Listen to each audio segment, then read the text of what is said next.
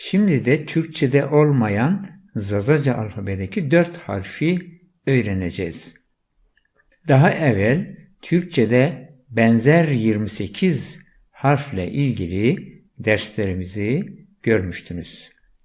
Bu 4 harfi de gördükten sonra Zazaca alfabedeki harflerin tümünü yani 32 harfi de öğrenmiş olacağız.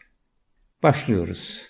Bu sesler ya da harfler kavakı ma yani bizim kavaklar cümlesindeki, daha doğrusu tamlamasındaki renklendirilmiş harflerdir. Burada 4 harf renklendirilmiştir. Kısaca bakarsak bunlardan bir tanesi ünlü harf, diğer 3 harf ise sessiz yani ünsüz harflerdir. Ünlü harf şapkalı E dediğimiz bir harftir.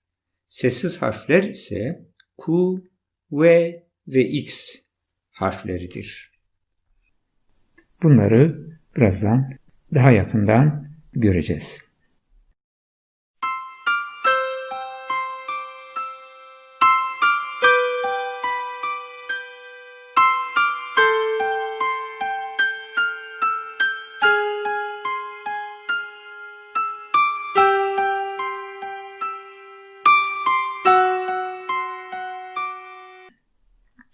Evet, şapkalı E harfiyle başlayalım. Bu sese ilişkin 3 tane örnek vereceğiz. Bakalım. Mesi, mesi, arı, geji, geji, des, des, duvar. Tekrar bakıyoruz. Mesi, arı, geji, süpürge, des, duvar. Ku dediğimiz K sesini veren sert bir sessiz harf. Örneğimiz kor, kor, bacak. Kalemi, kalem. Katırı, katır. Devam edelim. V sesi şimdi ekranda. Bu da çokça kullanılan, Zazaca'da bolca bulunan bir ses. V sesi örnek kelimemiz venza, venza, vare, yayla, devi, köy. Tekrar okuyoruz. Venza, yonca, vare, yayla, deve, köy. Son sessiz harfimiz, 4 harfin son sesi X dediğimiz ve Zazaca'da H sesini veren, G'ye yakın, daha yumuşak bir ses kelimemiz hete, kağıt, hıyar, salatalık, hoz, domuz. Tekrar okuyalım. Hete, hıyar, hoz.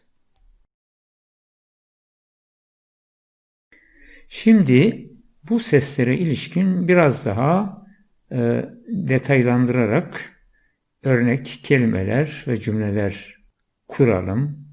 İrgat ya da yırgat, amele, yardım ya da destek.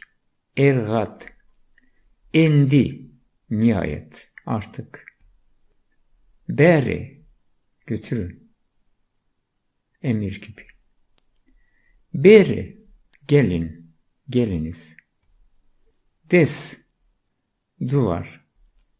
Şer, aslan.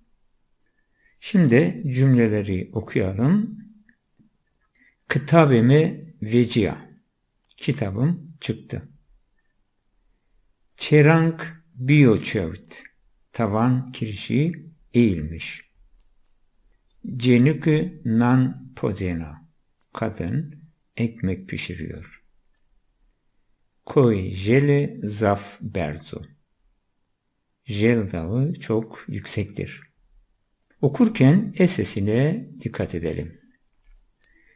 Bir, kelimelerde vurgu bu sesin yani E sesinin üzerindedir. Okurken bu sesin vurgulu okunması gerekir. Örnek, kitabe mı benim kitabım. Kitabe mı benim kitabım. 2. Türkçedeki yabancı kimseler anlamına gelen el kelimesi aslında Zazaca'daki E sesini vermektedir. Yani el olarak okunur. El dersek bir başka anlama gelir. Ama el dersek yabancı ya da bir başkası anlamına gelir. Şimdi Ku sesine yani G ünsüz harfine örnek kelimeler verelim. Kılancıkı, saksagan, kesa ya da kışı, söz, kelime, kalint ya da kolint, başlık parası, kız ya da kız, küçük, katırı, katır. Cümlelere bir göz atalım. Mordemi koreho sıkıt. Adam bacağını kırdı. Veyvi kire zaf kalint vazene. Geline çok fazla başlık parası istiyorlar. Lado kız yazar lado kız revra zeveciyo. Küçük çocuk erkenden evlenmiş. Bare katri zaf biyogran. Katırın yükü çok ağır olmuş. Şimdi de ve ünsüz harfine örnek kelimelerle devam edelim. Vay, vay demiyoruz. Vay, bacı, kız kardeş. Vare, yayla. Verde, yemek. Ves ya da veş, tatlı. Vereza, yeğen. Şimdi kelimeleri ve cümleleri dikkatlice okurken ve sesine özellikle dikkat etmeliyiz. Verezaemi sonu mektep. Yeğenim okula gidiyor. Devici şiivare. Köylüler yaylaya gitmişler. Vay ubra tedustarayi. Kız ve erkek kardeş aynı boydadırlar. Domani varvay kaykeni. Çocuklar yalın ayak oynuyorlar. Şimdi ve sesini karşılaştırırsak bu sesin biraz daha farkına varmış olacağız. Mesela vay dersek Zazaca'da bir başka anlam, vay dersek bir başka anlam ifade eden iki kelimeden bahsediyoruz. Vakı, vakı, velet, velat, verdi, verdi, verdi, verdi milleti, ron utorakbi. X yani H ünsüz harfine örnek kelimelerle devam edelim. X diye bilinen bir harf fakat Zazaca'da H sesine tekabül eden bir sestir. Örneğin hal, dayı, hılık, stil ya da çömlek, hırhı, büyükçe taş, heti, kağıt, lah, alay, şaka. Şimdi H sesine dikkat ederek okuyalım. Haleme euro yeno çema. Dayım bugün bize geliyor. Halceniyamı kotara. Yengem yani dayımın eşi doğum yapmış. Kıvadı heti kaybeni. Kahvede kağıt oynanır. Hatuna mordemi çediniya. Adamın eşi evde değil.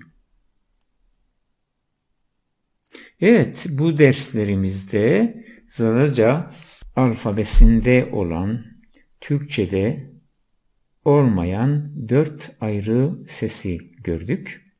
Böylelikle Zazaca alfabesindeki 32 harfi umarım tanımış olduk.